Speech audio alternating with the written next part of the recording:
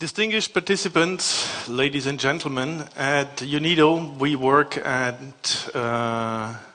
a mandate which is fostering inclusive and sustainable industrial growth. And when I got the invitation to come here, well, the organization could not resist to send me because we are right on trying to work on this topic. And listening to the opportunities which lie in the Industrial Revolution, the fourth one, I would like to talk a bit more about some concrete solutions on the ground today.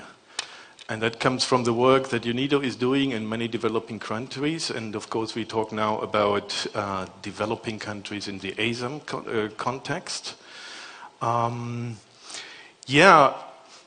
Look, we want SMEs in a country like Bangladesh, Indonesia, Laos, Cambodia or so, to participate in a global value chain. So what do?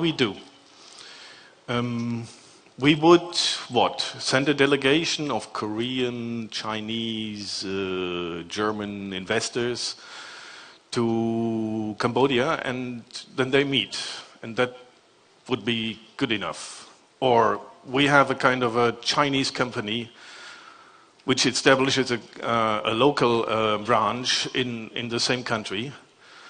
And my conclusion today here is that's eventually not enough. We need to go for a different type of SME support. And that could come eventually from the global value chain players, the global players. And I would like to see a bit more of that. So if you want to kind of hear why I come to this conclusion, please stay. Otherwise, of course, you're free to have another coffee. But what's the issue? I mean, the good thing is that in the morning, many of those ones were put on the table. I would have been actually nice to have the presentations before, because I could have spared some of the things I'm going to had put on the slides. But we have these opportunities for developing countries to engage, to become part of the global value chains and capture value.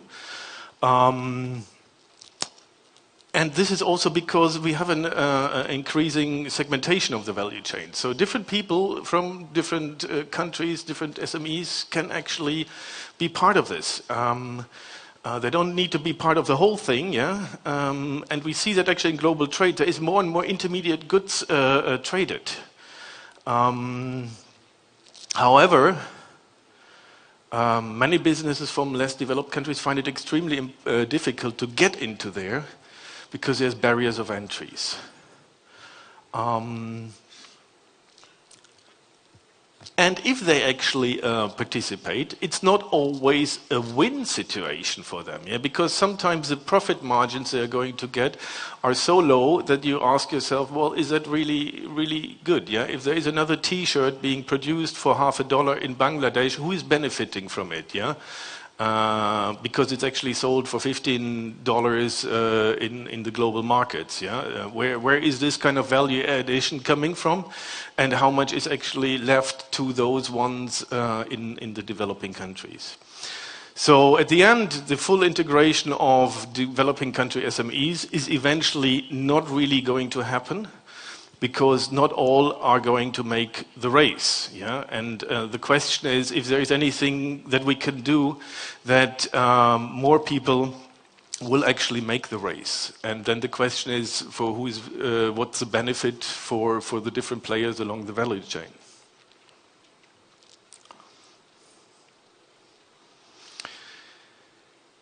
Why do we care about SMEs? Because they can have a number of benefits. For the developing countries, I mean, if you don't have another industry, if you don't have other companies in the country, if 90% of your companies are basically small SMEs, these ones are the only ones who can form the basis for tomorrow's industries. They can become a motor of growth where otherwise development wouldn't happen. And the SMEs are often kind of embodying many of the poor people in the countries, yeah, and for the developed countries on the other side, you have benefits from outsourcing of production, which is not being efficiently able to be organized in the developed countries because of the, for example, labor laws and the different the costs for labor and these kind of things. Yeah. Well, increasingly, developing countries want to ensure their supplies, and they want to ensure their market share. So it could be a win-win business.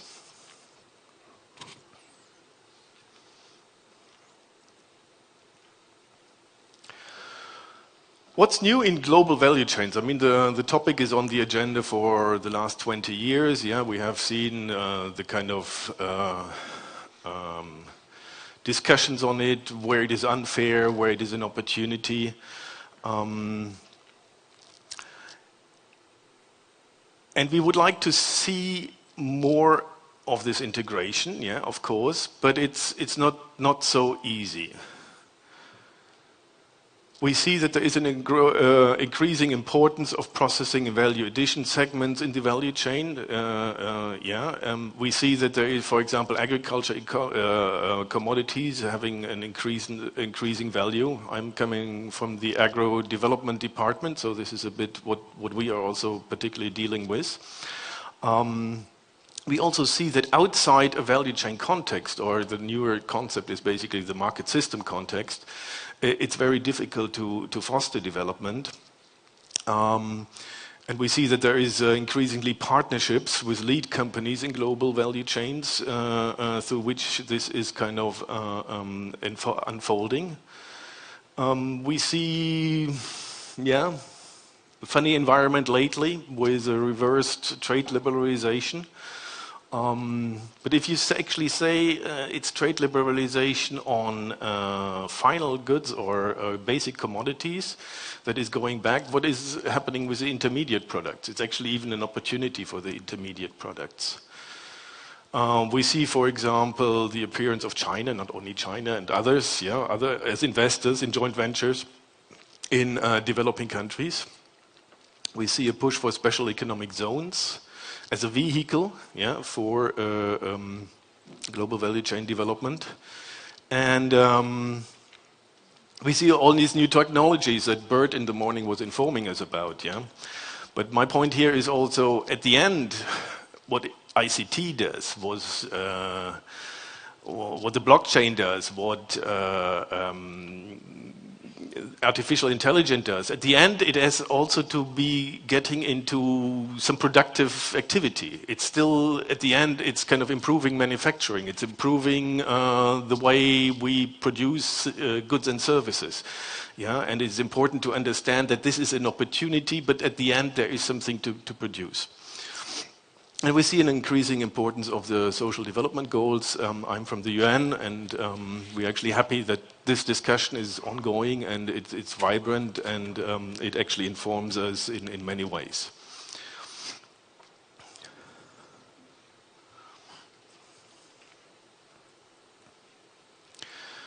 So the challenges in SME development in less developed countries, least developed countries, yeah. There are some imminent ones which have to deal with the scale and level of development that these countries are at the moment. Yeah, it's often very rudimentary developed industries, value chains. And of course there is the lack of competitiveness that can be achieved in this kind of context. There needs to be investment. The investment costs are usually high, and there is a weak financing system, despite all the blockchain kind of work that my colleague Mr. Schmidt is kind of working at. Yeah, and the sourcing of primary products is often also kind of ad hoc and not well organized, not a kind of organized supply chain.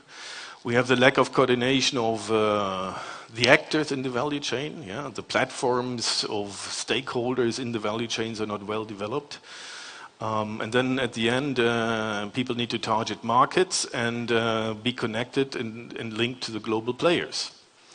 The broader challenges also relate to social and environmental sustainability, women and youth inclusion, migration, and identifying the niches and the development of regional value chains.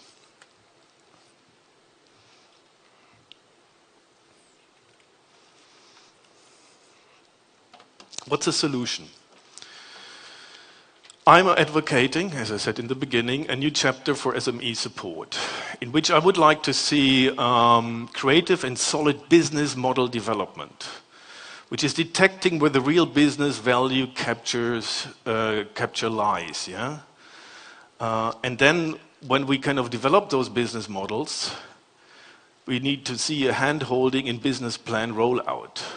It's not just say, okay, here's a business model. By the way, what's a business model? A business model is a kind of a generic business plan for a certain type of actor in the value chain. Yeah? And there, in this business plan, you have to have these new technologies, these new machines, these new ways of organizing things. Yeah? They need to kind of, you have a traditional business model, which is current practice, and then you have a new one. And the thinking about the new one is an extremely important activity to be done. Yeah?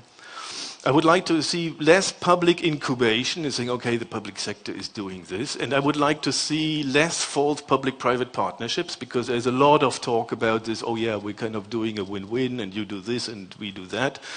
And I would like to see more links to global players, and I would like to see those global players, I'm talking about companies from Korea, companies from Germany, who go out there and actually help the people to develop the business model. It's not so difficult. You need basically 2 or 3 engineers, yeah, who manage these kind of new technologies, and you need a business administration specialist, you need an economist who understands a bit about the market, you need a quality specialist, and with this you develop the business model. And then the people can actually transform them in their own business plans, make them bankable, and go to a bank and get it done. Yeah? And then they have the market assured, because a global player is going to buy the intermediary products. And in the past, what we have seen was that, oh yeah, this is kind of, UNIDO can do this, or the African Development Bank can do this. Yeah? The global players don't want to touch this and say, this is public good stuff, we don't need to do this. But actually, the organizations who are trying to help are not actually the real specialists in doing that. It is better that it is the business people from the sector, from the global player, who kind of also kind of see their share in this, their duty in this, and they have the benefit from it. I would like to de-emphasize infrastructure and connectivity, ICT development. I mean, all this is necessary, but not a sufficient condition. Yeah? You need to have good infrastructure. You need to have telephone connection and all these kind of things. Yeah? But internet connection. Yeah? And I would like to see linking finance of SME to technical subsistence support. Meanwhile, we continue with what has to be done there, which is skills development, education, extremely important. Yeah? But that's the basis.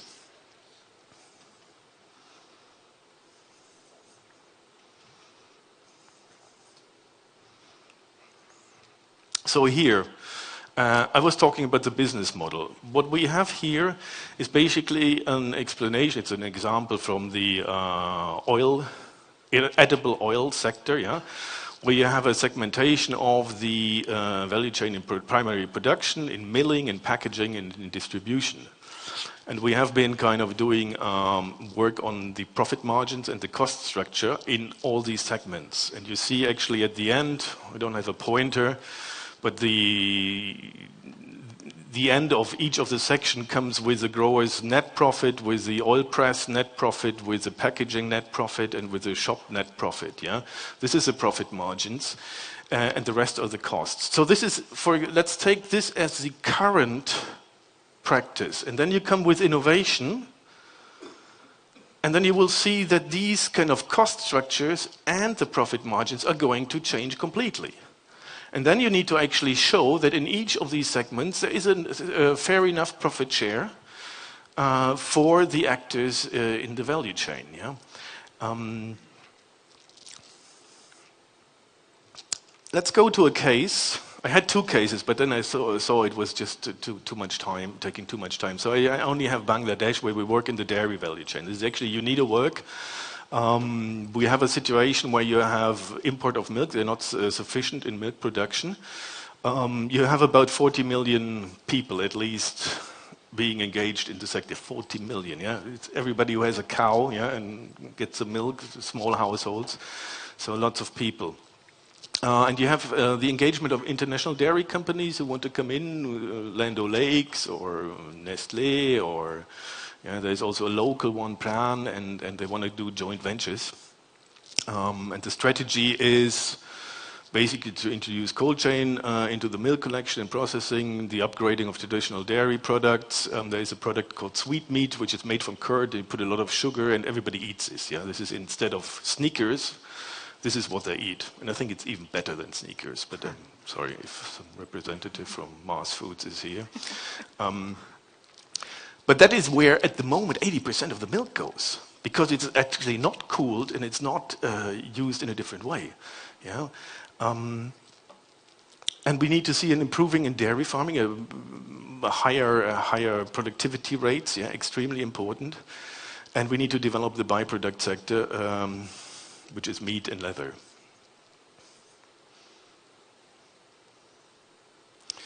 So this is getting a bit complicated, and of course I think you even can't read all the... Okay, sorry. Somebody has been putting an animation in here, which is kind of fine, yeah? But what I want to say is, the boxes there, this is all actors in the value chain. Yeah, some of them are integrated. They have the processing and the retail function combined. Some of them are kind of doing just aggregation. Some of them just do production, local production, primary production. Yeah, and for each of those ones, we need to have a strategy how, from the current way of production, where we have the same cost structure and the profit margins, how they get to a better one via introducing innovation. Yeah?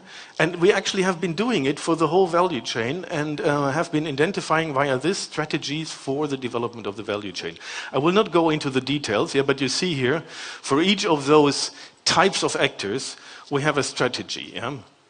And that actually introducing cold chain technology, improving the financing, artificial insemination, all these kind of things are kind of reflected here. Yeah? So sorry for... it's just an overview on how you can actually work on a value chain. Yeah? So here we have actually current profit margins for producers, collectors, traditional processors, industrial processors, and so on. Yeah? Also for the byproducts.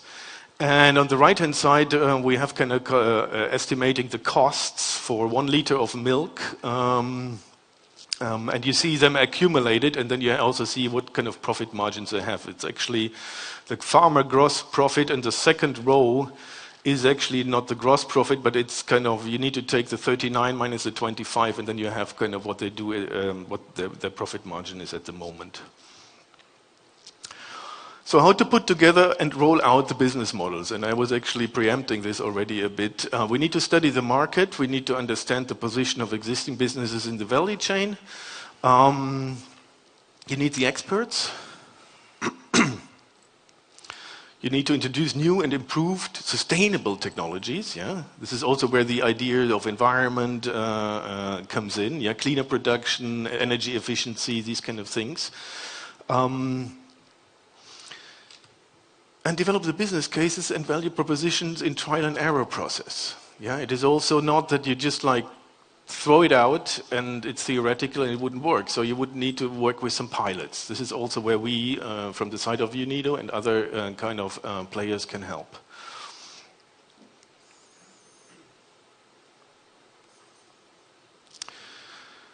I sum up. I would say the integration of SMEs in the global value chain, if you just leave it to itself, few are integrating, Only some winners are going to make it, and it's not going to be inclusive.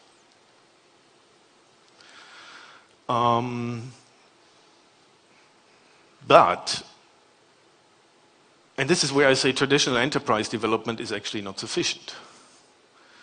So with a new chapter in SME development, that actually is based on this kind of business model development.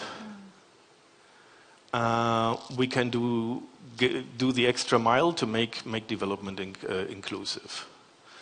And global buyers and development partners need to take responsibility in developing such a sustainable business model approach. Thank you very much.